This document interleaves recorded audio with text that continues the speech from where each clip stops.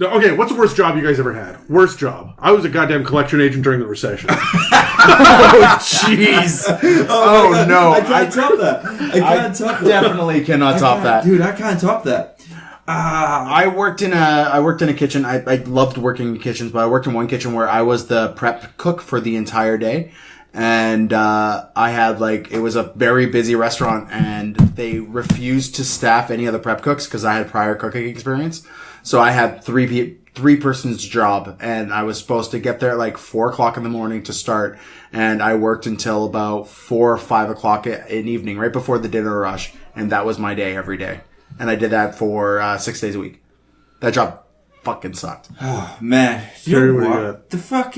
Here's the worst job I ever had. And people think it sounds crazy when I talk about it. I used to work for a rental car company when I first got out of the army. It was long ass. It ended up being 12-hour days. Constant, go, trying to get cars to body shops, deal with this, that. And people, not bringing things back on time before the next one was supposed to go out. And dealing with people yelling at me with their first world problems over the counter all day for 12 hours without a break. I was lucky if I got lunch.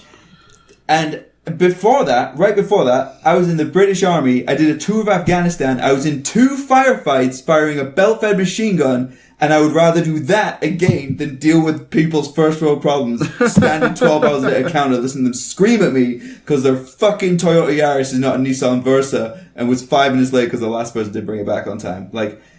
I hate people. I fucking hate people.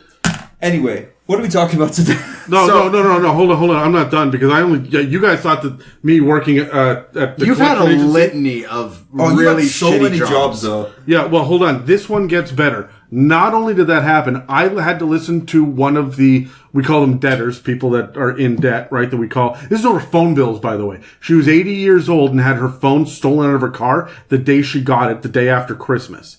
Right. And so she's like, I'm not paying a bill. And I'm like, and nor should you, but I have to call you 3 times a goddamn week. Oh my right. God, so, and I'm on the phone with her and she's like, oh, the gangbangers out back are always shooting at us and they're taking stuff. And I'm like, oh, okay, Irene. I should have laughed at that. It's just, I didn't expect you to say that. And so I'm talking to her 2 months later and she goes, hold on a sec. And I'm hearing this popping noise in the back. I'm like, what's that? She's like, oh, the gang members are shooting the back of my house up again. And I'm like, call 911, hang up with me and call out. Oh, they do this sometimes. You want to know the worst part of that job though? It wasn't even that. That's a pretty bad part of that job. It wasn't about the guy that flew in from Saskatchewan and stood outside the locked door with a baseball bat waiting for us to come out at the end of our shift. And it wasn't about the fact that I had to wake up at 3:30 in the morning to get to work in time to call 7 a.m. on the East Coast, right? Wait, he had the money to pay for a plane ticket, but not to pay his bills? It was a matter of principle. For 90% of people that don't pay their phone bill, it's a matter of principle,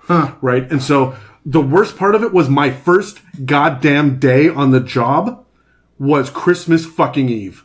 Oh my God. No. That was by far the worst bullshit. I'm sorry I complained about my job. Well, okay, to be fair, I've never been in a firefight. I've been lit on fire at work. I wasn't complaining about that job. I was complaining about the one after that. I got lit on fire at work. I was working in a haunted house and I was wearing a latex mask and some guy reached out with a lighter and lit the mask on fire while I was wearing it.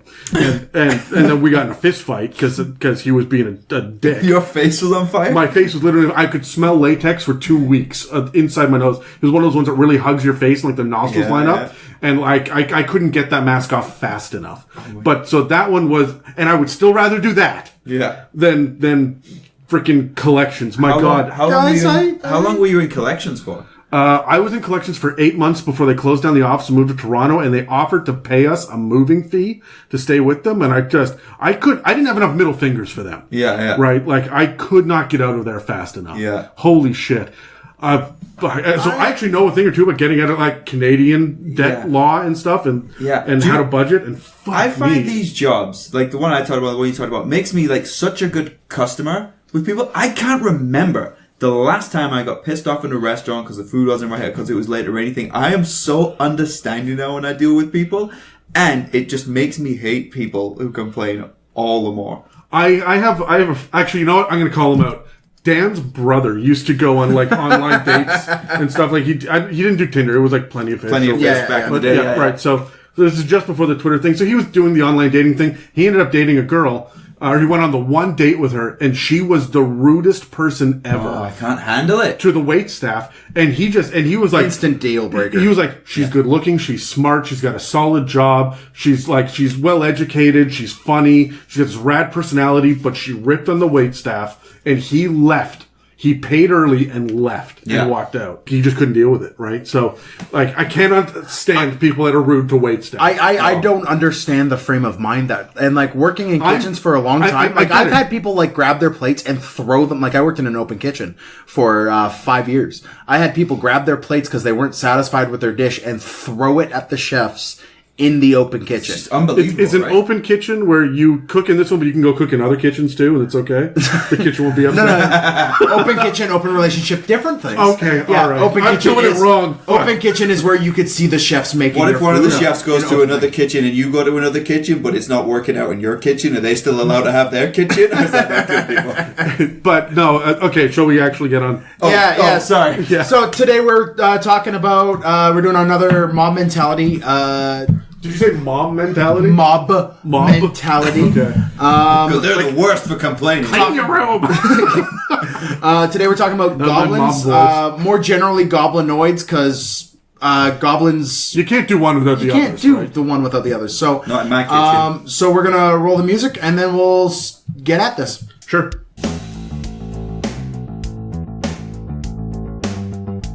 Welcome to It's a Mimic with your DMs, Adam, Dan, and Terry. And we're back. So welcome to the It's a Mimic podcast. My name is Dan. Across the table from me is Adam. And to my left is Terry. Just once. I would love for you guys to just be on my side with the thing. We have meetings about this. Figure shit. it out. Yeah. Figure it out. What are we going to do now? How are we going to make Stan squirm this week, guys? I can't wait till we get on video, and so people can watch you just turn red and just hate glare us. Yeah, Oh my god. Whenever I don't have a response, it's because I'm so enraged that my brain has stopped working that you would... Yeah, I'm trying to tip you over the edge so that one day you just lose it and you just go... Why would you do that? Adam, what's the movie?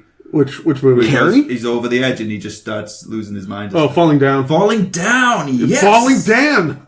Falling 10.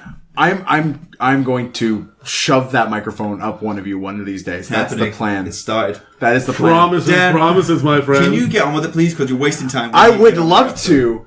Anyway, so today we're talking about goblinoids. I'm just going to steamroll ahead here. Specifically, goblins. They are a tribal nuisance in all of the world of Toril, which is the Forgotten Realms.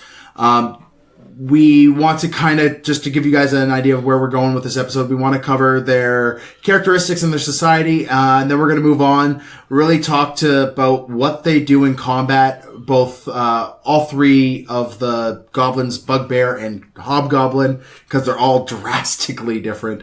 And then we're going to toss some example encounters at you guys and ask how would you make a goblin combat scenario fun? Or different or unique. So we're gonna go ahead.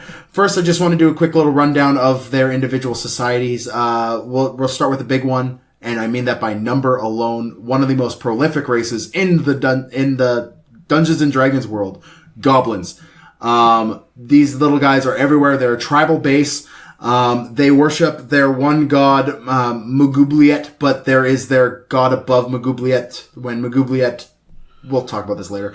But I cannot pronounce for the life of me this god, so I'm going to say it slowly right now. Kurgoberg? Or go home. I guess, yeah. Well done, yes! Terry. Thank you. That was actually well done. I'm out. But see you next week. Kurgoberg is the kind of the overseer god of all of goblins, whereas Mugubliet is kind of their main inspiration and drive and conqueror god. So, is it a hard G in Hugrugic? Like bagged, I guess, has two G's, right? So yeah, it's Hugrugic. I don't know. It's a shitty one to say. Yeah. It's really hard to say. But that's the Bugbear. They're very goblinoid. But that's the Bugbear. Oh yeah. Right? Is he above Maglubiet? No, they're equal. I would say. So who's the god above? Kurgorberg. Kurgorberg. Yeah, the overseer over all of Goblinoid. All of the Goblinoid gods. All right. Yeah, so... oh, yeah. How do you say that? Right? Kurgorbayag. Kurgorbayag? We're spending a lot of time on this guy's name, so we're just going to move on. First thing I want to mention about goblins specifically is their kind of society and how they run their things. They are a caste-based tribal society. They have four main castes called the Lashers, the Hunters, the Gatherers, and the Pariahs. Their Lashers are the closest thing you're going to have to nobility. They're ones who are running most of the tribes.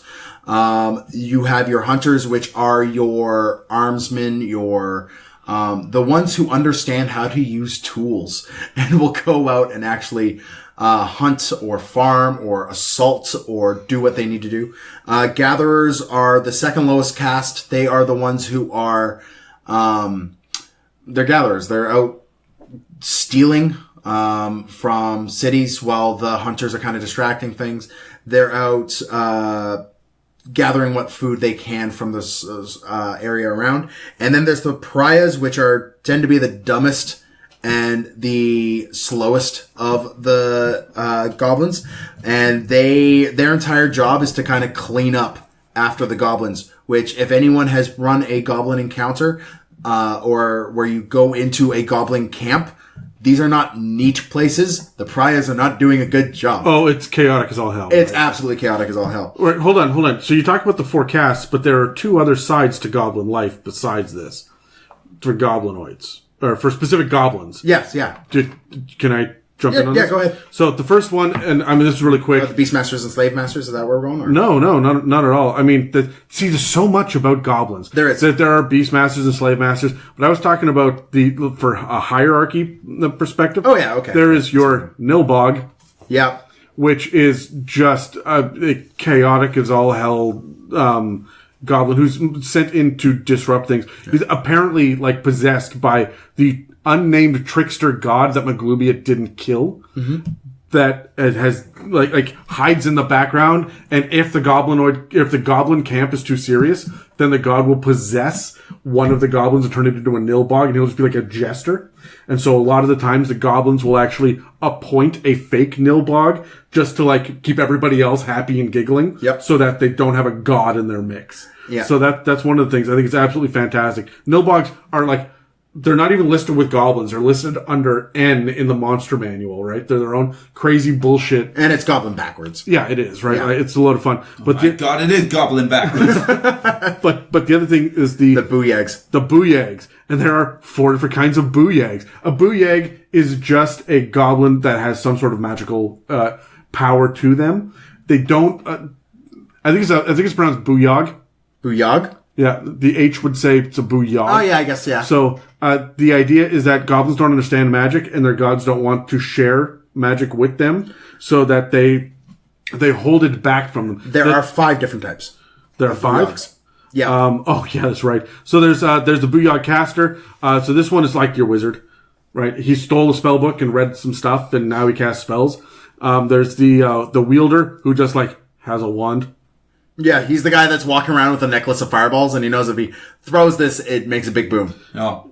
Yeah, and then there's the whip, which essentially the booyag whip gives him the power to enslave other goblins. So he has a handful of other goblins that follow him around doing whatever he wants. He magically dominates them, so they have to follow him. Then there's the slave himself, which was the one that I forgot about. And often they will, the slaves will pray to a lich or a hag or something to try to get some magic. And then there's the booyag, booyag, booyag. That is what it's called. It's just them chanting the word booyag 3 times, and that is their title.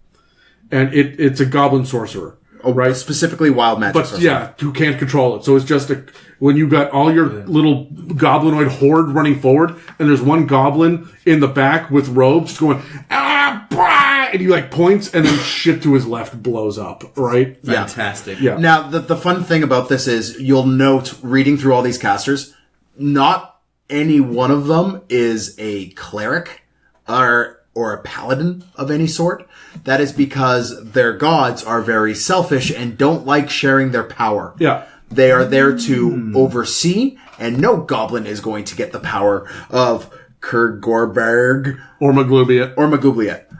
It's just not going to happen.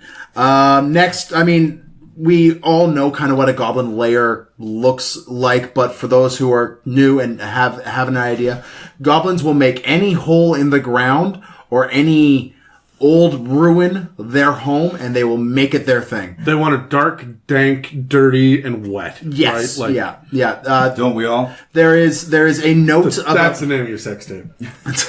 Dark, dank, dirty, and wet. Yeah. I approve. There is when I was doing my research for this week, there was a little line that I loved, and I mentioned it in our mailbag episode, but that the texture of goblin skin is the difference between a slug and a like a bat leather. like a bat leather, right? Like a leather and a slug, and they're just moist and kind of greasy looking little things. Absolutely love them. And they're everywhere in fantasy as well, right? And they tend to kind of have the same tone all the way across. Well, what's interesting to me is that goblins, we talk about they're tribal and they're out there and they have these little warrens that they live in and shit, right? Yeah. But you also see them in urban campaigns, just like skulking around in the background of alleys, and maybe they're holed up in a sewer. Like, they don't just have to be outside tribal. They could be stealing out of the dumpsters, in Waterdeep. They can be pests. There's a goblin mob boss that's built right into, I want to say, Ravnica. Really? Yeah. That's super awesome. So that's cool. Yeah. Next on the list, we've gone with the shortest of the three. Next on the list, we're going to go with the biggest on the three. We got your Bugbears. Bugbears are these gigantic, hairy, bestial, savage creatures. They tend to not have much of a formal society amongst themselves. It's kind of might meets right with them. They are just absolutely savage. They collect in gangs, and sometimes those gangs will be fairly close and tighten in amongst themselves, and they'll mourn the passing of another bugbear, but they are mostly there to worship their gods, which are Hrugek and Grankul. As a Warhammer 40k guy, bugbears are closest to what I think a group of like snakebite orcs are. They're just tribal. They worship their two gods, and they are very savage and just gigantic hairy monstrosities. A lot of people often don't see them being in the same camp as goblins, but they all kind of feature in the same thing. They're all created by, flip to the page because I cannot pronounce this name, Kurgorberg. Equally. Any notes about bugbears, boys? I love the fact that it's built right into bugbears that they're just fucking lazy. Yep. Oh, they are? It's like built into them that their gods are like...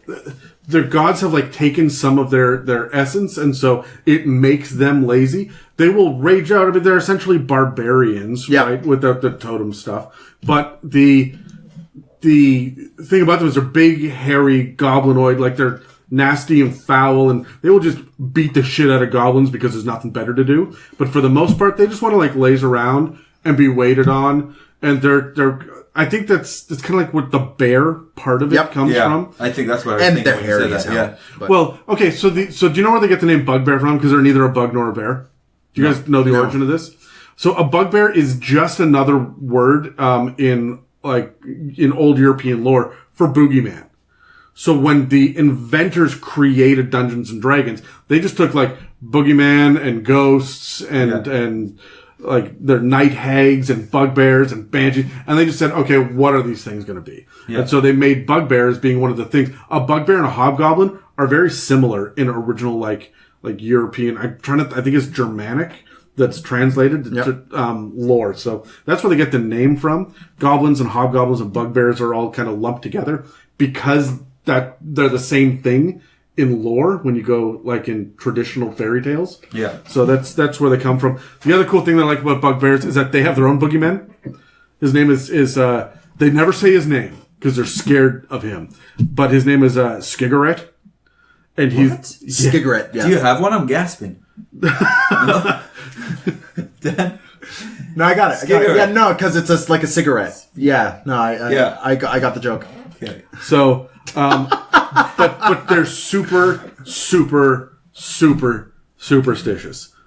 So that's and that's my favorite thing about them is they've got boogeymen. They have their gods, and everything they do is either a blessing or a curse from their god. Yeah. If one of them just has a heart attack and falls over, my god, he was cursed. Yeah, right? and they don't have priests or shamans that in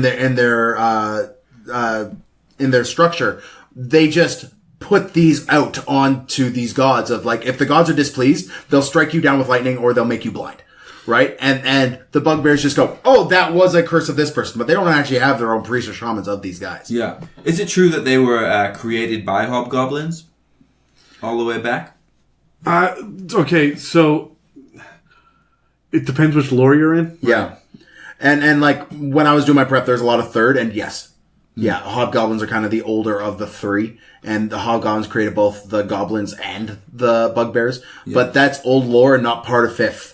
Yeah, no, they're just their own races, they're right? Their own thing. Yeah. Okay. Yeah. Right. The other cool thing is that there are fewer bugbears and there's 1 million goblins. There are for every 100 goblins, there's 10 bugbears, right? There are very few of them, and they just walk around in gangs, shoving over the other goblinoids, being like, "Hey, yeah, fuck off." And their worship of their gods brings them to that as well, because they are they believe that their gods have given them the superior size and the superior strength, and that because their gods have blessed them with this superior size and strength to the other goblinoids, that they are positionally better, and they lord that over top of the other goblinoids, even though hobgoblins are far more intelligent, far more tactical, far more interesting as a race, and goblins are just far more chaotic. I think my favorite thing about bugbears is that in my opinion, they've got a short attention span, right? So they're going to be ferocious, and you don't want to face them on the battlefield. But man, we've been fighting for 6 days and walking, and I'm going to sit now, right? And they've got a lifespan to how long they can be angry. An orc is going to be pissed for life, right? A hobgoblin has got what he wants. A gnoll is just pure chaos. Bugbears, they kind of go in waves, right? Yeah. So that's what I got for bugbears. Yep. So the next on the list, and the most. They're my favorite. They're my favorite as well. I love my goblins, but reading about hobgoblins this week has been just. I thought you were talking about your kids. I actually call my niece a goblin, and she's just always been my little goblin. That's funny. I call her Munchkin. Yeah, well, look, she's amazing. I love that kid. Anyways, the next on the list is the hobgoblins. There is a fourth, which we will briefly discuss, but they're not really well supported in 5th edition, so I'll just mention them as a thing, and then we'll move on. Sure. But your hobgoblins, these are your war-obsessed, conquering force. They are the smartest. They are the ones who are... They're martial, right? They're very martial. Yeah. And their entire society is based off honor and combat. They feel like samurais to me. Yeah, very, and very brutal samurais. Yeah. They if you have... They're going to hold grudges. Yeah, they will. Any act of the minus amount of cowardice as well is a capital crime in hobgoblin society, right? You do not back down from a fight. You stand strong, you fight, and you do what you are told because the hierarchy is important, right? They're militaristic by nature as a race. They have their gods as well, they have their 2 unique gods as well. Yeah, why do they only have 2, Dan? That's my favorite thing about Goblinoids. I don't know. Because Maglubiot rose up one day and said, fuck the Goblinoid pantheon, I'm going to kill every son of a bitch out there. And wiped out a pantheon, except for about 6 gods. Wow. Yeah. And that's it. He just stood up and went, that's it, I'm doing this. And, what's his name? Yeah. You can't pronounce. The overseer of all. Yeah. He just let it happen. Yep. And Maglubiot's like, I am the king now. And even the hobgoblins are like, yeah, okay. Yeah, sure. Yeah. So they worship Maglubiot specifically, but they also worship Nomagaya, however you pronounce that name. Nomagaya. Yeah. Next on the other list is Bargriviek, so they worship Magubliet, but there's also this Brevgargiet. People, they're goblinoid names. They're hard to pronounce. It's just not going to happen. Do better, Dan. So when you're reading in the old Bible names as well, the idea is to just start it strong and finish it as a whisper. If you have his name is Abraham. Well, his name's Methuselah. Yeah, right. His name was Jesus. If you have troubles with that one, you failed at seminary school. Anyways, and we're praying to John. G. It's a hard G. There is the two gods. There's Nomag Gaia, who is the more stoic, and he's the one that kind of inspires that militaristic atmosphere to the hobgoblins. Yeah, he's one that inspires them to use long swords and hand axes, and you're right. He's the martial side of this. Yeah. And the next one is Bargriviek, which is I believe it's female, wasn't it? I think so, yeah. Yeah, Bargriviek is the one that is all about the philosophies and the society of the hobgoblins. It's where a lot of the honor stuff Yeah, a lot of the honor comes from them. So they base their entire society around the ranks that have been given to them by these gods, and that is descending order. You got your warlords, your generals, your captains, your fatal axes, your spears, your fists, and the very bottom rank is a soldier. And even the lowliest soldier is better than a bugbear, which is better than a goblin. Yes. Yeah. And that is just the way they do this. And their entire society is honor bound, everything else. They tend to take over, they'll attack strategic strongholds and then take that over and really put down roots there. They will pull in, what they call permanent visitors, which I love, which is basically their slave caste, their cleaning caste, their everything else. And they will,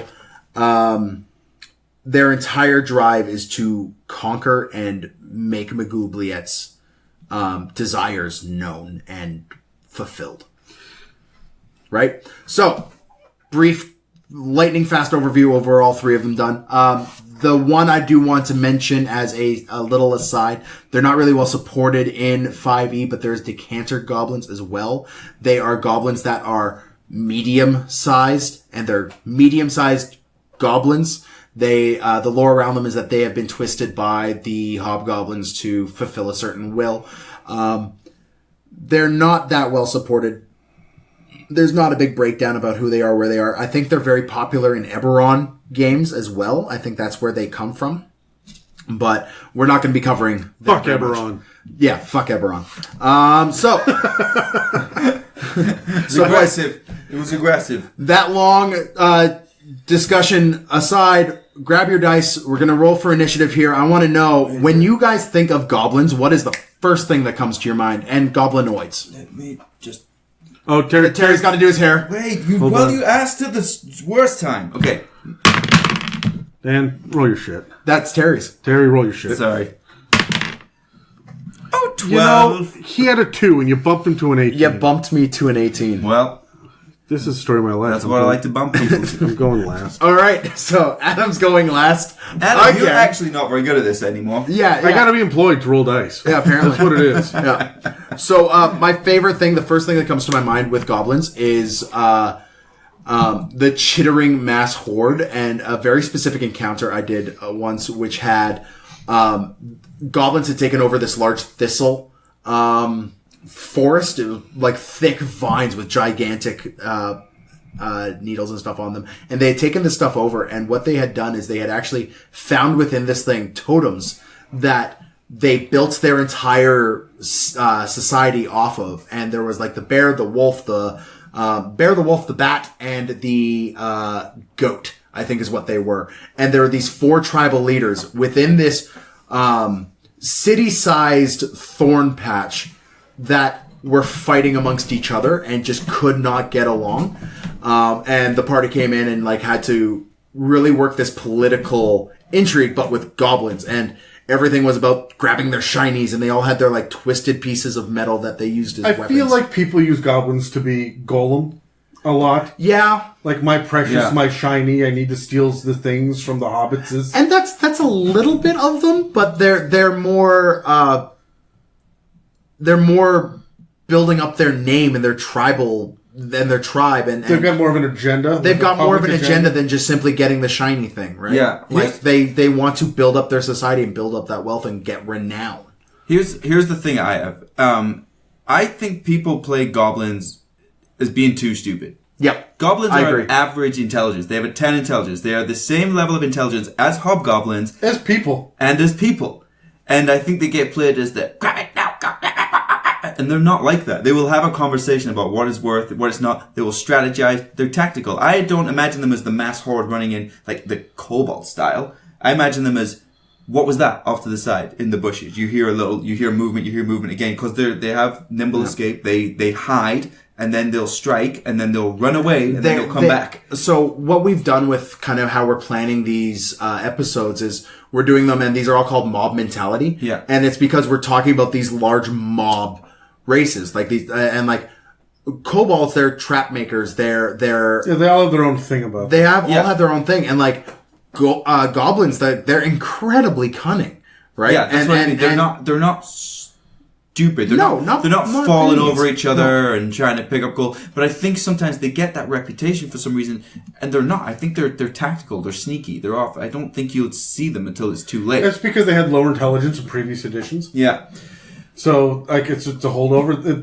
They're average intelligence now. Yeah, right? they will. A goblin will sit here and have a conversation with you and I. Yep, but he'll be scheming. Here's my thing. Goblins for me are the go-to comedy race.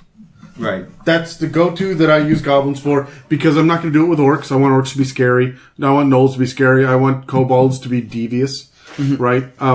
And so I use, like, bullywugs and goblins as being relatively funny, and ogres, too. Those are my 3 comedy races. Yep. And they're funny in different ways. But goblins, to me, I feel like they're average intelligence, but they all think they're geniuses. And that's where the funny comes from. Because their wisdom is lower. Yeah, because they're just, like, they're not dumb. They will figure stuff. They will invent the most convoluted, stupid shit to do. And be like, this is the best way to do it. You'd be like, no, man, it's over. They will make a sled that is built on the back of a bear, because bears are big, and they're going to have special spears to be able to keep that bear in line. And there's going to be one, like, slave master behind the rest of them, which are telling the goblins how to get this bear to go, because they've got this hoard of gold on top of this bear. And if they would just put the gold in everybody's pockets, this would be fine. Yeah. Yeah. Like, they're not dumb. They're just intelligent enough to make this contraption. Yeah. But they're not wise enough to just put it in their pockets. Well, it's like there's that one creature that we fought on the boat the one time. The goblin hucker. The goblin hucker. It's an ogre with a catapult on his back, shooting goblets and spiky helmets. They have spiky helmets on, and they fly with their spiky helmets. This is right out of Storm King's Thunder. Yeah, and it that to me is like the quintessential goblin artillery. Yeah. It is an ogre with a weird catapult strapped to his back, and they're like, oh, we'll just take these things on our heads and we'll just go. Well, yeah, but they have enough intelligence to be able to outwit the ogre, to be able to subjugate the ogre, to be able to build the catapult, or at least, like, change it and adapt it to be worn. They have enough intelligence to be like, we need to get over there right now, because the best strategy is to be able to board them. And most importantly, we need to be able to protect ourselves, so let's all wear helmets. Yeah. Yeah. Right? But this is still a bad fucking idea. Yeah. Right? And You're shooting yourself with a catapult across the battlefield. Yeah, and this is what I like about goblins. That's why they're comedy for me. Yep, yeah. That's fair enough, yeah. But the moment I introduce Bugbears to it, I've got a Three Stooges thing going, and then Hobgoblins, no, we're serious. This is a war. Yeah. Right. And Here's some strategy. Here's some tactics. Yeah, and it's the thing about hobgoblins that I love as well, is because they're so honor bound and everything is just straight lines with them. One of the characters I want to run eventually is a hobgoblin who is trying to discover humor. Oh my god. Yeah, sure. You give him like levels of bard, but he's just bad at it. Yeah, kind of. Or even like or he's a sorcerer, right? I don't know if hobgoblins don't understand humor. I think they don't have time for it. Well, they don't appreciate it, right? Yeah, and like, this is a guy who's trying to break that hobgoblin. Oh my god, militaristic. Hobgoblin Bard. You should do Hobgoblin Bard. It would be fun. Okay, so here's the thing. Here's the thing about them. I mean, a goblin is a rogue, a bugbear is a barbarian, a hobgoblin's a fighter, right? Yeah. Like that's where we're landing on this, right? What's interesting about it is that they don't all work together nicely, right? And when they actually come together, it's because they've been summoned by Maglubiot to go on this to declare war. For the most part, the goblins are over in the woods over here, and the hobgoblins. My favorite thing about hobgoblins is they have the Academy of Devastation. Brilliant. Which is a secret school of, like, a secret magical school, Hogwarts style. Also the name of my sex tape. Academy of Devastation. Yeah. Woof. That's your comment about 18 earlier. So anyway. That's not what I meant. That's not what I meant. So, the great thing about it is when the hobgoblins start to understand that, hey, you know what? It's time to go to war. They're still superstitious to some degree. They're still looking for a sign. And it could be as simple as they ended up in the same valley with the gang of bugbears, and they were all on the same side. They both raided a village at the same time. Oh, we're allies now. That's it. Every goblinoid in the country, round them up. We're attacking the humans today. Yeah. And then they go, right? That's all they need for a sign. Whereas the goblins can be easily fooled, and the bugbears are like looking for actual portents and omens. The hobgoblins just like, is it time for war? War? Yes? War? All right, it's war. Let's go. Yeah. Right? And so, like, did you say war? It sounded like you said war. I wanted some more. I said more. But more war. So, yeah. More, yes. So, So, Terry, you got a special thing about goblins that you like? I gave mine. Oh, okay. Well, do I get to go? I was last. You asked Terry, and then you'll talk to me. I just assumed that you just covered it. No, I was just bouncing off of your shit. Okay, cool. What do you got, Adam? So my favorite thing about goblins, period. The first thing that comes to your mind when you think of goblinoids. I think of sneaks. Right? When something goes missing, the very first thing that I think of is I go in order: goblin, some sort of fey creature that stole something, or a kender. That's what I'm looking for. Fifth Ed doesn't have kenders, so it's really thank God. But I'm looking in, like, where's the nearest goblin? Empty your pockets, you little shit. Yeah. Every goblin I've ever seen has been some sort of thief. Yeah. Right? There's very few anything else besides sneaking around. And you guys know in The Hobbit with the ogres that have captured all the dwarves, and there's a, well, we gotta eat this one first, we gotta eat that one first.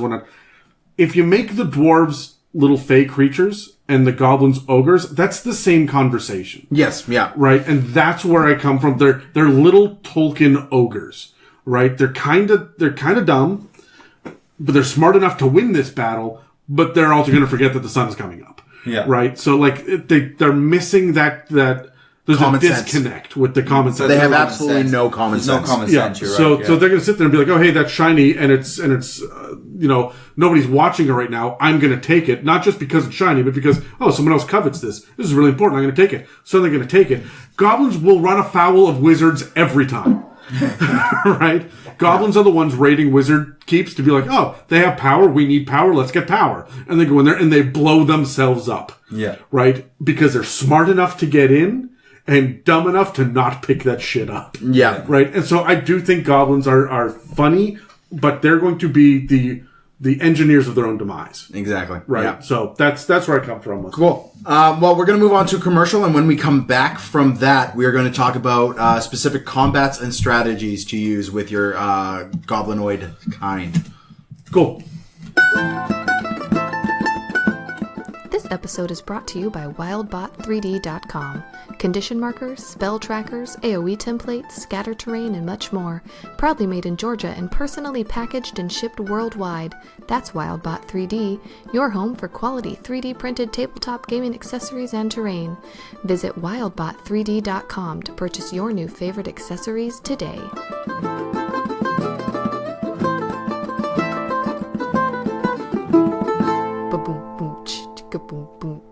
WildBot3D.com. Wildbot. And we're back. Thank you. What? just instantly fall apart. Just so serious. You just stared at him down as though it was like some because he's important across the table news from me. show or something. And we're back. Please don't tweak your nipples. Yeah, Terry.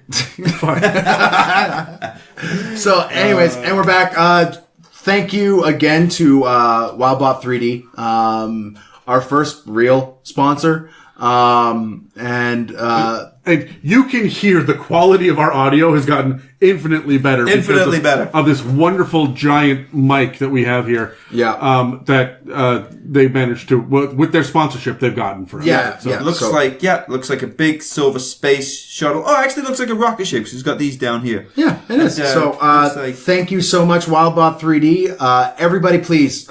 This is aside from the commercial. This is just Dan speaking to you in Internet Land. Go to wildbot3d.com. Take a look at the stuff this guy's creating. It's fantastic. And what kind of stuff, Dan? He's got condition markers. He's got terrain features. He's got all these things that he's printing and will ship pretty much everywhere from Georgia in the States. So he's got a really cool demon wall. He's got the condition markers, which are incredibly useful for your games. We have for years used things like bread tags and bread bag tags, and like the little piece of plastic you take off of a little gallon of milk. Milk carton. Yeah, like those are the things we've been using. We're going to be moving on to these WildBot 3D made. Yeah, all that's going straight in the landfill. Well, no, we can actually recycle those here. Straight in the landfill. Anyways, I'm going to talk about Goblinoids. We live on the West Coast. I'm throwing it straight in the ocean. But I'm not stupid. I'll do it on the American side of the border. There we go. Yeah. Yeah, that'll work. Take that, American Ocean. Yeah. We love you, American Ocean. We love everything about California. We would never do that. There are like 2 states between us and California.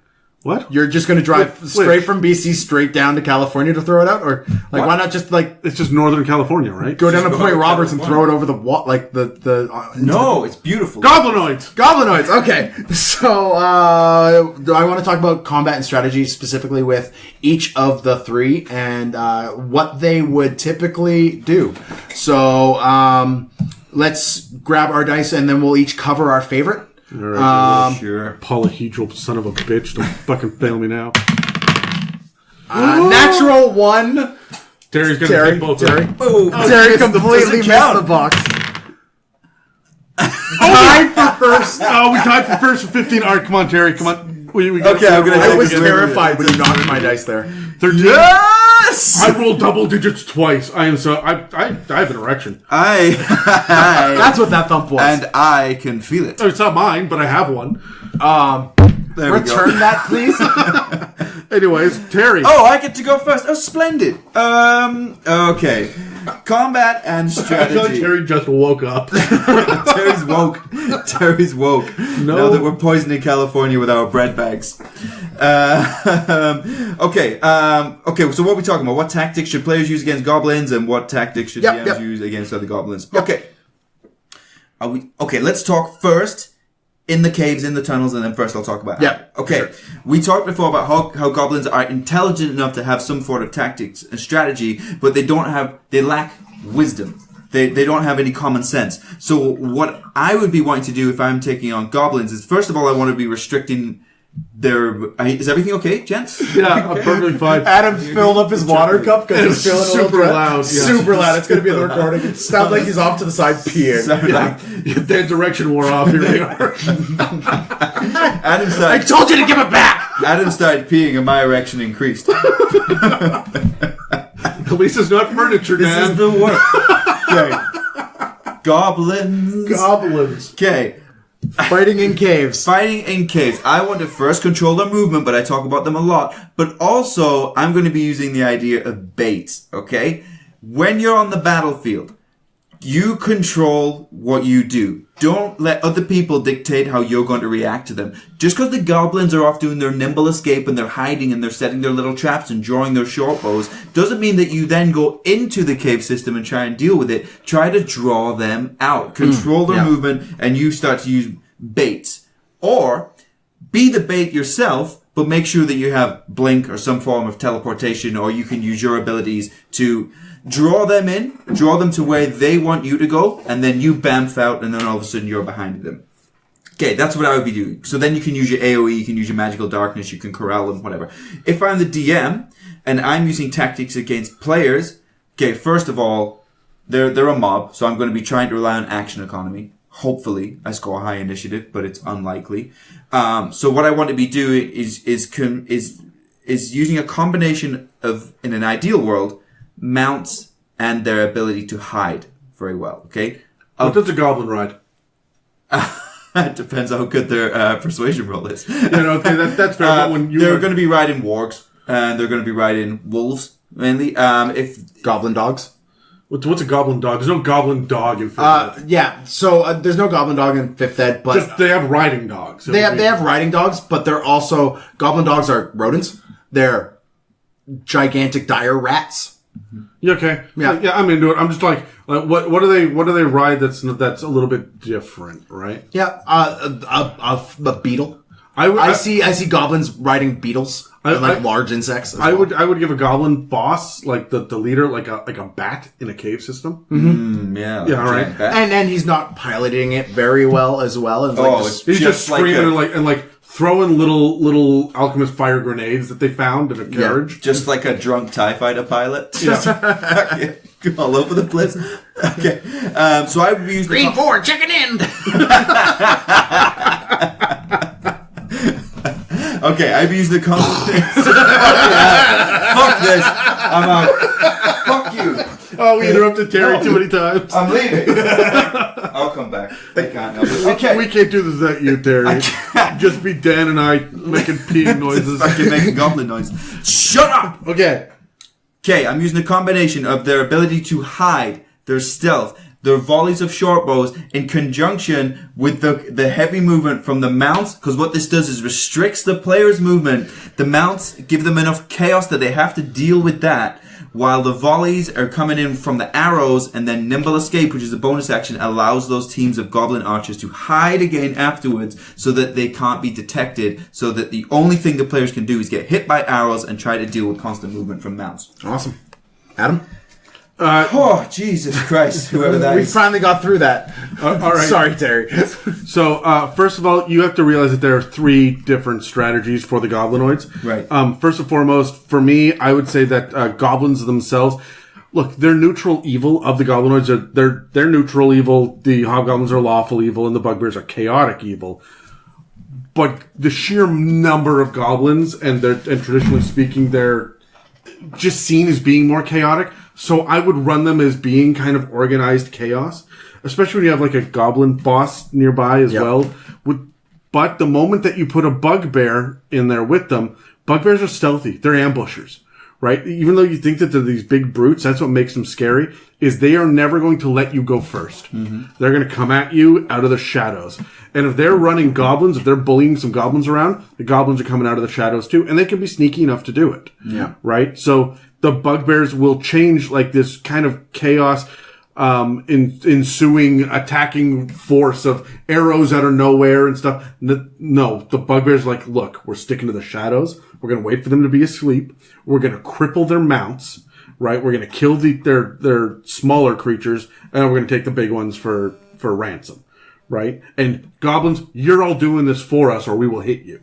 Yeah. Well, that's it. Yeah, that's basically the way they run. But then you put a hobgoblin on it, and the hobgoblins will say, they'll fly their flags and say, "This is battle. We on the open field, and you and I will square down against." And they will straight up duel you if they can. Yeah. Right. Or they will. And when the goblins lose enough goblins on the field, they should all just scatter. Yeah. They'll run away. They'll run away. Right. The bugbears may not. They may fight to the last man. The hobgoblins will, for honor, definitely see this through. Until they're pulling back and retreating their forces, because they'll get more military strategic advantage out of it. It's more of a tactical withdrawal than a retreat. Than scattering of forces. You'd also have to point out, specifically with the bugbears, because they form these incredibly tight-knit little gangs amongst themselves, if you take out one of their gang members, you are now a target for the rest of that gang. Yeah. And they will hunt you, and they will kill you and everyone you've ever met. Yeah, right? They're going to hold grudges. They hold the biggest of grudges. And it's going to take a hobgoblin to hold them back. Exactly, right? yeah. And so I just want to point out, though, that my favorite mechanical thing out of all the Goblinoids is something, it's only on the Goblin boss, but man, I'd put this on every Goblin because it is the best thing I've ever seen for any mechanic, and it's their reaction. It's called redirect attack. When a creature the Goblin can see targets it with an attack, the Goblin chooses another Goblin within 5 feet of it. The 2 Goblins swap places, and the chosen Goblin becomes a target instead. I love that. So that is just them grabbing the adjacent ally and going, human shield! Right? Like, meat shield! And just like swapping them and say, I'm not going to get hit, you're going to get hit. Yeah. It's going to make for abject chaos for the Dungeon Master to keep track of which Goblin is which on your battle map and whatnot. But that's so much fun from a flavor perspective of them, like, crawling over each other to get out of the way of this shit. Right? Yeah, for sure. Yeah. So, for me, what I would do, I run goblins in combat a lot of the same way that you would see like velociraptors in Jurassic Park. Like, they are going to be setting up distractions and sneaking in and getting at you from the side. I run Bugbears as the big dumb brutes of the Goblinoid. but they're really not in 5th edition. They are ambushed. I know, and then like that's what was really surprising me when I was reading it, but I find that hard to break, so having a barbarian that's good at stealth is terrifying. So I would agree with you on that one. But outside of Goblinoid, and I'd run Hobgoblins the exact same way you were saying, Adam, just basically saying I agree with you. But I want to specifically bring up... Say it again, Dan. There's music to my ears. I don't want to give you another erection. What I want to bring up more than anything else is what other allies a Goblinoid might have and use, and bring it in. And we mentioned briefly they'd have their wolves, their wargs, their giant rats, their bats. For me, in my mind, a horde of goblins always has like several pet fire beetles, and should be sending the fire beetles out ahead of them in combat. Like, go fight these things first and see what happens. There should always be fire beetles, for those of you that don't know, are the size of like dogs.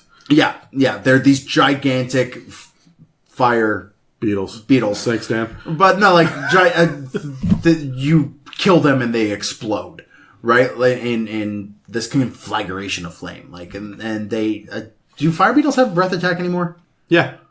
So like they have these things to them, and goblins often keep these things as pets and will send them out, and I often put them hand in hand.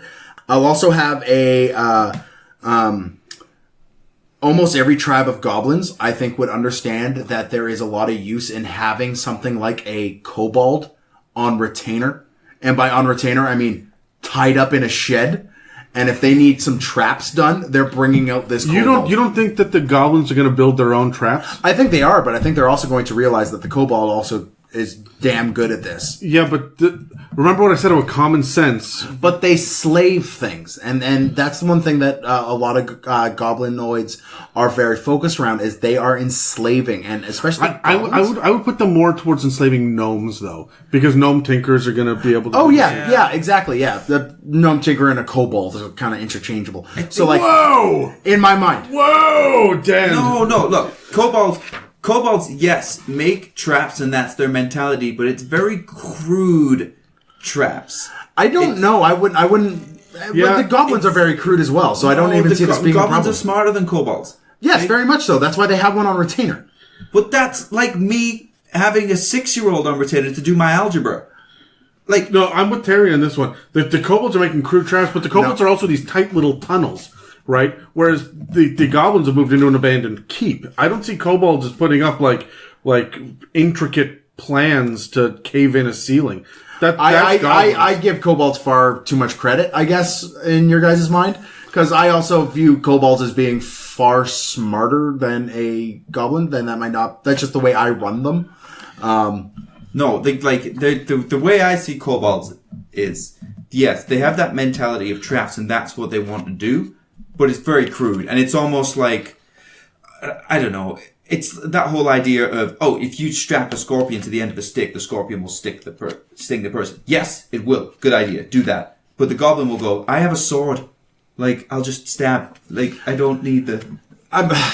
Yeah, I understand what you're saying with the kobold with the scorpion on the end of the stick, but like the way I've always run kobolds is they are trap masters, and that is the thing I lean into heavily with kobolds. Well, all right, we're going to jump into a kobold episode in the future. We will. They're one of the mobs that we're going to cover. Yeah, they really truly are. But kobold aside, a group of goblins, or tribal goblins, will have several slaves that they have useful purposes that they will then drag along and force to do things. Would you say that it's applicable in D&D lore? It's pretty standard in fantasy, but specifically in 5th edition, that goblinoids have enslaved or are working with ogres. Yes. 110%. Yeah, I totally lean in that direction as well. Where you find goblin, your siege weapons are just ogres, right? Maybe an Etten. Mm-hmm. Right, but we're talking the giant kin, right? Yeah, very much so. Yeah, they're getting the big dumb thing to help, and like even the goblin flinger, the goblin catapult thing, it's an ogre. So hucker, it's a goblin hucker. Anyways, so is that really the name of it? Yeah. Not Ebola? No, it's not Ebola. It's not it's not cricket. Dude, well, it's just right. The whole thing's not cricket. Carry on, talking about cricket, and he just goes full British. Forgive me, darling. So don't forgive him. Anything else we want to talk about combat here, boys? I could go on for days about goblin combat, but like again, Terry I think hit the nail on the head with it. They're using ranged attacks. Yeah. Right? You're not going to get into a melee attack with a goblin with a sword until his back is against the wall. They're going to shoot and run and shoot and run and shoot and run. And keep coming back. Yeah, and they're going to... And here's the thing. They're intelligent enough to say, I can't fight that thing. I'm getting out of here. But they're dumb enough to run down the dead end. Yeah. Right? And that is a goblin to me. Whereas a bugbear will run down the dead end, hide, and then ambush you. And the hobgoblin will never run away. Yeah. Right? Or is only going to retreat if he can muster forces. Yeah. Right? So, and I can see there being archers and range for hobgoblins, but not for bugbears. Yeah, and goblins are particularly dangerous because if you have a hobgoblin running that group of goblins, the hobgoblin's going to say, aim for that one with the robes carrying the magic stick. Yeah. Hide. Aim again, hide, aim again, run away, come back. Well, what's interesting is that traditionally speaking, you have goblins that are, when you run into a goblin cave, right, there's a hobgoblin running them. But that's not how 5th Ed is written. No. Hobgoblins are their own thing, and it is the group of hobgoblins, the society that comes in and takes over the other goblinoids. That's why we have right in it, we've got Goblin Boss is a thing. We've got Bugbear Chief is a thing. They will run themselves, right? And so you don't need a hobgoblin running a goblinoid camp, right? So will the goblin boss reluctantly give up power, or will they just naturally? Absolutely. When the bugbear shows up, okay, you guys are running the show. Don't beat me up. Okay, yeah. Right. But the bugbears are going to come in and just kill him anyway, and be like, "We run this place now." Okay. Right. And that's how it works. So the goblin boss is going to be beaten to shit and left in a hole somewhere. And if he survives, the bugbear, he's got to cow down to the bugbears anyway. Yeah. Right. And then the bugbears are going to be like, "Oh, we run this place," and the hobgoblins are just going to march in formation and say, "You did. Yeah. Thank you for mustering the forces for us. And now you listen to us and we go this way." Yeah. So anyway, that's... Yep. Okay. So, we're going to move on to our shout out. And then we'll start talking about some... The shout out? Some various other things here. So, Adam, you had a shout out ready for us here. This should be a no-brainer to anybody that's anywhere near the D&D community online. Noobs D&D is the shout out. Is the Pickle Dragon. Yeah. The Pickle Dragon is absolutely, first of all, one of the most active Instagram pages at all. And there's always something new and interesting and intelligent on there. It's not just memes. Yep. There's something that you can get. I feel personally attacked. Good. But I find that they're one of the pillars of the online D&D community, right? Yeah. Everybody knows who the Pickle Dragon is. And if you don't, you know now. But it seems to be, run by nerds, for nerds, celebrating nerds, right? And it's not just D&D. They do other stuff too. It's mostly D&D, but there's a lot more beyond it. The thing that I love about the Pickle Dragon, when I was first screwing around on, oh hey, what's 5th edition? And because I'd been away from D&D for a little bit after 4th, I discovered that they were just about to publish the Monstrous Lexicon, which is a book that they've done, which has 70 new monsters, classic old school artwork. They got 4 new playable races. It's a hardcover book that you can order and buy, and it's considered one of the third party, like the official third party books. People know what you're talking about. They love it, and it's if you're going to play with Unearthed Arcana or the Wayfinder's Guide to Eberron and all that, you can be playing with the Monsters Lexicon as well, right? Yeah. So it seems to be on the same tier really, but they do giveaways like pretty regularly as well. Like it behooves you to actually follow them and pay attention. But Dan, you were talking beforehand. I'm sitting there going, "Oh, the Pickle Dragon is great." And you're like, "Yeah, man, we know. Didn't you know that it's?" Yeah, he sits across the table, Joe Manganiello and all these other guys who are like celebrity D&D. Those guys are just really helping the community as well by just making it so much more mainstream. Yeah, and sure. 5th edition did that anyway, but I think doing it using, these people are like, hey, actually, we also play, and we have this huge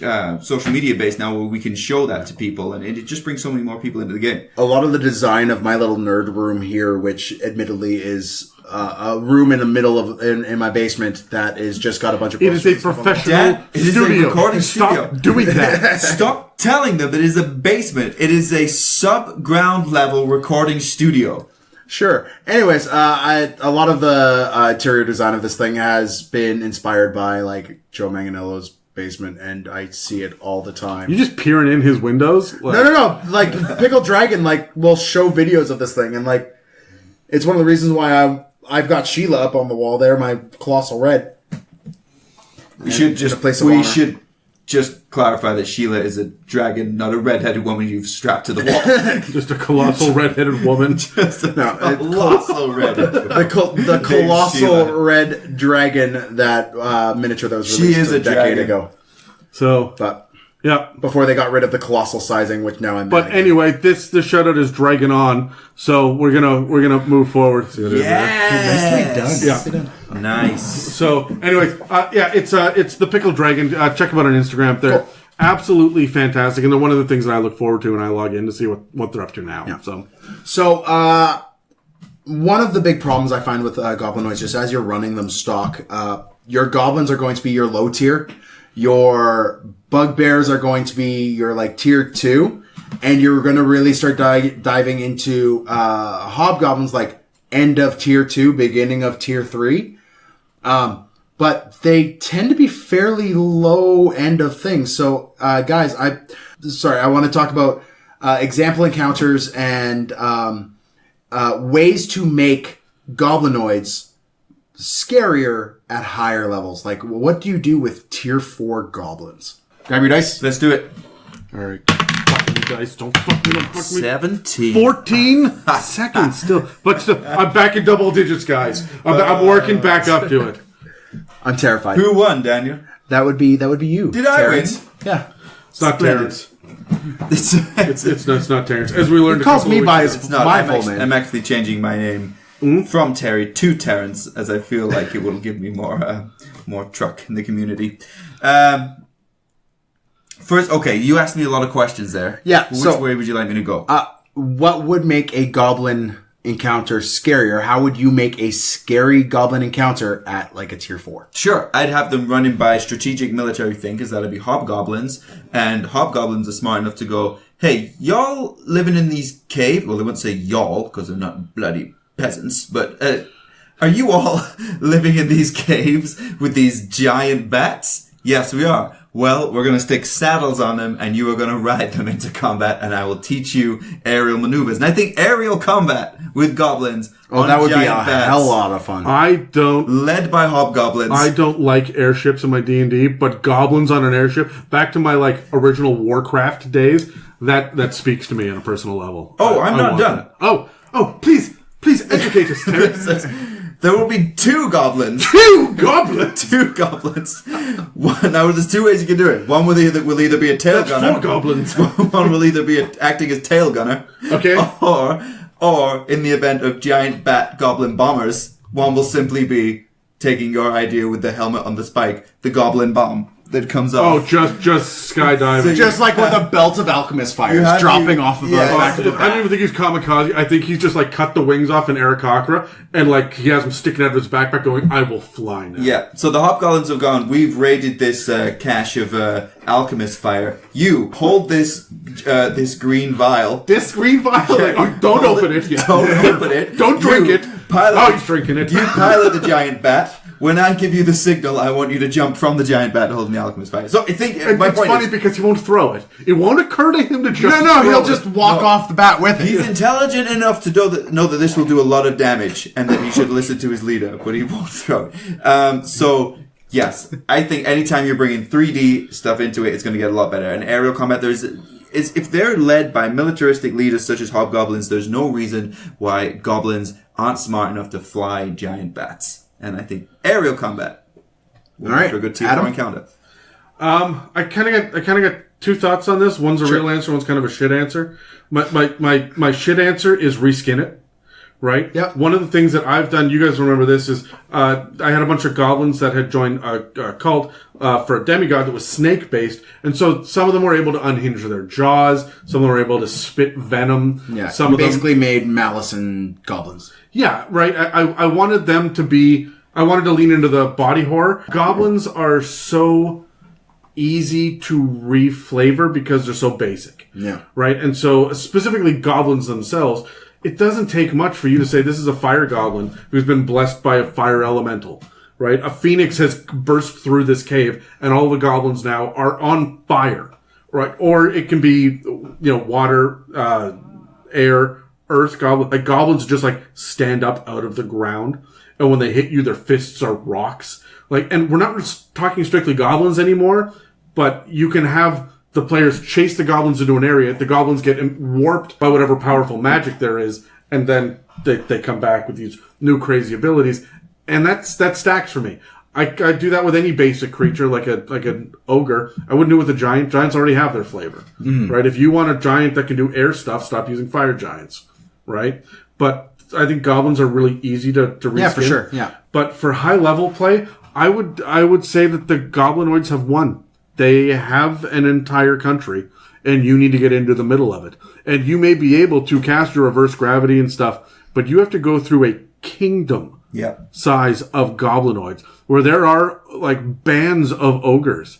There are bugbears that are the scouts. They're the perimeter scouts through the woods. And they will see you coming. Yeah. Even at level 20, they know you're there because it's their woods. And they've enslaved all sorts of things. I would also put bugbears they'd have lycanthropes with them. Mm-hmm. Were-boars and were-rats will fit in with goblinoids pretty well. Riding drakes, I imagine, as well. Yeah, absolutely. Yeah. So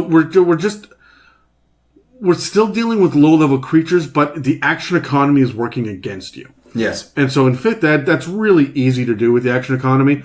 And when you have to go into blind tunnels, areas where bugbears can be sitting in wait, or goblins will have set their version of traps, right? If you've got to get into the military encampment, have you guys seen, I think it's in Volos, there's a picture of a Goblin Lair, and it's really well laid out. It's well thought out. Now expand that so there's 10 or 12 of these things, right? With all the different little bugbear holes and the little goblin encampments and you can just extrapolate on this one thing to make a city. It's not just a small town, but it's a metropolis of goblinoids, right? And have it be a freaking horde. Because as much as we're talking about mobs and we talk about orc hordes, the goblinoids, there are enough of them that we should have a freaking horde. Yeah. Yeah. So that's where I'm coming from. And yes, your level 20 monk is going to be able to go in and wreck house. How many key points do you have? Yeah, right? You're going to run out. Yeah, and that's where I'm coming from. These battles and it may take a while for you to burn through the party's resources, right? These are long battles that you're going to run. Tonight we're meeting for 3 hours and we're going to run the first half of the battle. Yeah. Right? But still, by the end of it, if you're using time stop in the first 20 minutes of this, you're screwed. You're going to need that shit later, right? So sorry, Dan. You brought up an aspect of this that I think we didn't really address in the previous episode. How do you handle a goblinoid horde? A literal, you are standing in a keep and there are 10,000 goblinoids coming your way. How do you as a dungeon master handle that? How do you, Terry, as a player, handle that? Am I high level? Yeah. Like level 12? Yeah, we're talking high level encounters here. Am I expecting You're this level Goblin Horde? Yeah, sure. Let's say you are. Yeah, I would say there's 10,000 goblins coming. You know about it. Yeah. You will see the smoke from the distant villages on the horizon. Yeah, I mean, even if there's a lot of them, goblins we know will still scatter in chaos or if they're feeling like they're being hurt. So I think what you need to do is disrupt them. So that they will feel structured initially, which is what the hobgoblins want. But if you can cause, it doesn't need to be a lot, but AoE damage in different areas, use your own traps, your pit traps or whatever, and scatter them so that they feel disorganized or they feel that they've lost their own momentum, then they'll start to come back. You can reorganize. They'll come again, do the same thing again, and thin them out over time. Yeah, okay. Cause them to retreat so you can reorganize. From the other side of the the battlefield. The battlefield. Yeah. The badminton field. Yeah. How would you run them? No more British sports. Sorry. What? Well, we were talking about whistle or whatever bullshit it's coming up with. I was trying to describe my shuttlecock to Adam. It's got a strange red head on the end of it. And what's with the feathers? Anyways, from the other end of the table, the other end of the field, how as a DM do you handle a horde of goblins? All right, so what I'm going to do is I'm going to just make them all minions. Every goblin has 1 hit point, every bugbear has 5, and every hobgoblin has 10. Yeah, they have 7 hit points anyway, goblins. So if you were talking level 20 play, it's 7 is 1. Did you hit? Yes, they die. Yeah. Right? And it should be the bugbears you will kill most of the time. Maybe even hobgoblins would have less than bugbears. Bugbears would be beefier. But they would have, the hobgoblins would have their regular AC. Right? And you would keep the hobgoblins back and just pushing forward more. You've got bugbears in the front line to lead the charge and hobgoblins in the back to make sure the goblins don't run away. Yeah. Right? I know that they're going to scatter. And so my hobgoblins are going to have kind of a radius around them to be like, no, dicks, get back in line. Oh. Right? Like, the Stalin style. Man, I talk about Stalin a lot on these podcasts. He kept his generals at the back to stop. To kill anybody who retreats, essentially, right? So, yeah. So I would absolutely, and hobgoblins are red too. It fits. Oh my goodness! Right. But that's I would run it from that perspective where we're running forward. And while there is definitely going to be the siege, I would have goblin bosses and bugbears and bugbear chiefs and hobgoblins. So hobgoblins, they're spellcasting hobgoblins, and I think it's Mordenkainen's, right? Like there are different versions. You have a couple every once in a while. These are your targets. If you can kill this one, the rest of the goblins will scatter. If you can kill enough of them, enough of the lieutenants, then all of the goblins will scatter, and it'll take them a day or two to reform their lines. And they're going to try to see, for me, again, it's going to come down to you're fighting against time. They are going to get within range to build their trebuchets to get over that wall. Right? Their siege weapons are going to have to come in and be built, or they're dragged in by ogres, kill the ogre before the catapult gets close, right? Yeah. Or they will wheel the catapults in, but those boulders are heavy, right? And even 12 goblins will be squished by the boulder they're going to. So that's where I'm coming from, is strategic placement of your spells. And you can put your monk and your fighter out on the battlefield. They're going to get hit a bunch. So you put them with the cleric NPC, right? That can just heal. All of his spell slots are cure wounds or mass cure wounds or whatever it is. But I'm not getting weird and fucky with a Goblinoid horde. There's no stat damage. There's no, today we're doing psychic damage because we have psychic goblins and stuff. No. That's good for an encounter in the bottom of a cave with a handful of goblins. Yeah. If you're doing a horde, stock goblin. Yeah. Right? Stock Goblinoid. You need to know what you're getting into, unless you've already established that every third... The blue bugbears have more hit points. Right? Don't mess with the math too much on this. Yeah, if you overcomplicate it, you can present a really interesting challenge, like a horde, you're in a keep, it's a mass battle, how are we going to handle it? And that's so engaging for players. If you overcomplicate it, you're going to lose people. Yeah, and I think that's just... Like, what the fuck's happening? That's just good for any sort of mass combat that you're dealing with. The other thing, too, is... Like, it's specific objectives, right? There needs to be the portcullis.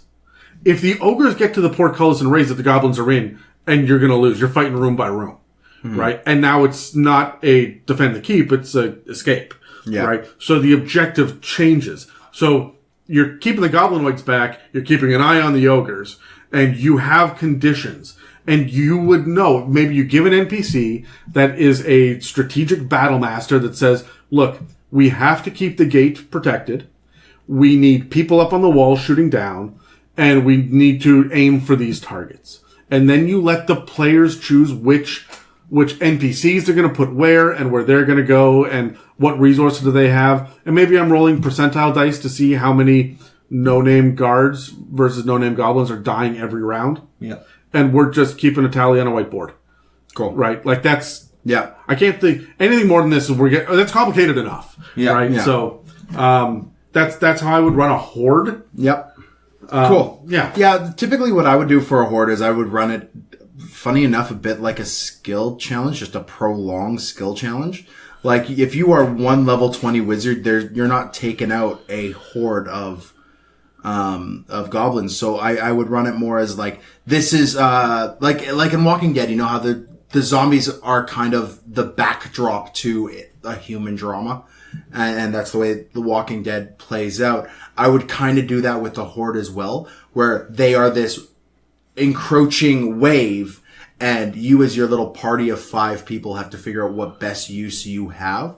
And I wouldn't so much, I would actively discourage open combat with the horde, because it just doesn't make sense that 5 people would try to stand their ground against the horde. It makes perfect sense in 3.5 or Pathfinder. If that's what you want to do, Yeah. go do that. 4th edition, you're going to get overwhelmed. You'll run out of your powers. Yeah. 5th edition, the action economy is going to just wipe you out. Yeah, exactly. So I wouldn't do that. So, that has it for us for this Goblin episode, guys. If you have any other questions, something else we didn't quite cover as well, please send us an email at itsamimic@gmail.com or info@itsamimic.com. Yeah, leave us comments on YouTube, iTunes reviews really help us out. That's huge. Yeah, for sure. Reach out to us on Instagram. I'm at Oscar_the_orc. You can catch me at Rusty Styrofoam.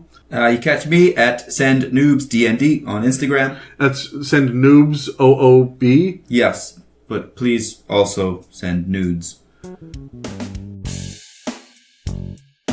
Thank you for listening to It's a Mimic. Check us out online at itsamimic.com or on Facebook, Instagram, and Twitter. Have questions you would like answered by the guys on the show? Send them an email to itsamimic@gmail.com. Tune in every Tuesday for more.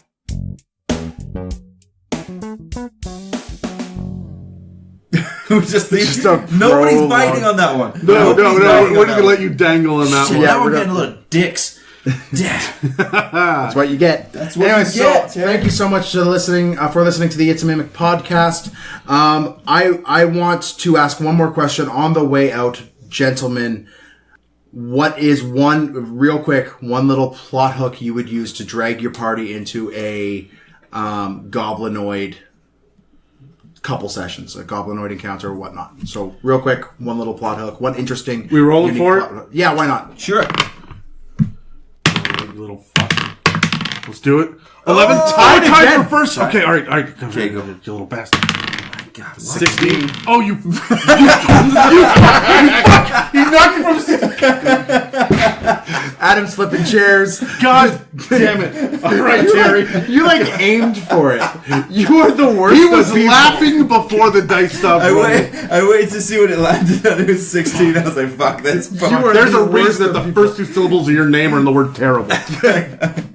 Okay. All right. Well, I'm going to go back to one that Adam, you know very well, and you know before. I recently did an NPC encounter, which I didn't expect to last for so long, where I singled out a goblin alone because I don't like the idea that goblins are just presumed to be always evil. I don't believe that. I think it's more of their conditioning, that they're constantly bullied and beaten up and made to do things that they don't want to do. I think, like any other creature, they feel pain, they feel emotions, and so I put a very young goblin NPC in a sewer system, knowing that somebody would try and kill that goblin. And when they hit the goblin over the head, the goblin went, "Ow! Why?" and began to cry. And the players were like, what the hell's going on? This goblin feels things. And then I was ready to murder the shit. Absolutely ready to murder him. He had no feet. He had no feet. He had no shoes on his feet. And they went into his little room where he stayed because his job was to take the weapons off people that try and sneak into the castle through the sewers. Found a journal of his where he said that he kind of woke up naked, doesn't know where he is, and that his only friend is his boss who gave him a name and calls him Goblin, and that all he wants in the world is one day he can have a pair of boots to be like the other people, and he hopes one day he'll get a boot. And just really played on their emotions. Yeah. And they went from trying to kill this goblin to this goblin will never die, and if anyone ever tries to hurt this goblin, we will murder their whole family. Oh, he was straight up adopted. And adopted this goblin Player child. characters were allowed to die. This NPC was not. This goblin rode on shoulders and was given gifts, was bought boots, and was just this imaginary at our Christmas episode, I was DMing. I'd taken over. Yes, you taken over that point. And on our episode, our Christmas session, I actually made a card for one of the players from the goblin and spelled it all the stuff backwards and misspelled the R's backwards. This goblin was, and it's a treasured possession until this day. And the idea was that what I was trying to put across was this goblin had never known any other goblins, and actually because of that didn't speak goblin. Because nobody had ever taught him that language. He only spoke common. I was just wanting to play on their emotions and be like, this goblin isn't evil just because the book says he's evil. Yeah. Cool. Adam? I would... Look, steal your player shit. Yeah. Right? Goblins are thieves. Have the players wake up, low level, high level. Make them high level. Level 19 characters. The goblins burrowed their way into your Liamon's tiny hut. Yeah. And they stole your shit and they burrowed out again. Yeah. Right? That's amazing. Because they're intelligent enough to figure out how to do that, but they're dumb enough to piss off the level 20 characters. Right? And so then you're just out to get your shit back. And it's goblins. It's 6 goblins. Your level 20 characters are just going to walk up and either wreck the place, and that's just a weird little... you stole their stuff. They're mad for 20 minutes. Because you don't take a player's stuff, right? Yeah. But they get the stuff back and they wreck the house. They feel like gods. Or they're going to be like, what the fuck is the deal with these goblins? Why? What is the deal? And now you've got a weird social interaction. He's going to be the toughest goblins ever. Yeah. Right. And it's just 6 goblins with shovels. Yeah. And that's it. Right. Head to toe dirt going. Then you get to their cabin and one's holding the wand of lightning bolt and wearing your ring of fire, and you're like, okay, easy. Everybody calm down. Don't understand what they have in their hands. Oh, I love they're trying to use it too, and they can't pass the check to be able to cast out of a wand. So he just starts picking his ear with it. Boom! Don't look down the barrel of a gun. Yeah, it's Luke with the lightsaber. What I would do is I would play on the fact that they have these gods and this interesting story with Magoobliet, and I would give the players a relic of one of the gods that was defeated by Magoobliet, and them trying... Steve. Yeah. Know what? Grab some putty and throw it at a wall, and whatever that sound makes, that's the name of the god. Just make it a slurp. Yeah, it's just it's just this weird guttural vomit noise, and it can't be any worse than pure gore bear. I think there's got to be a lot of hard consonants. K's and G's and T's and AE. We should play a game called Stroke or Goblin God. I'm sorry. That's excessive. No. Stroking Goblin God? Stroke or Goblin God. I thought we were stroking gods. I heard stroke our Goblin gods. And I'm like... Is this person having a stroke or saying a Goblin God name? But that's what I would do, is I give them this artifact, and now all of a sudden they are heretics to all Goblinoids. And make this item something that they have to discover and figure out, and they gotta find that one goblin that still worships this guy on the down low, or something, and pull the players on along that way. So, that's what I would do. Thanks for listening to the It's Amendment Podcast. We'll check you next week. Bye. Bye. Bye.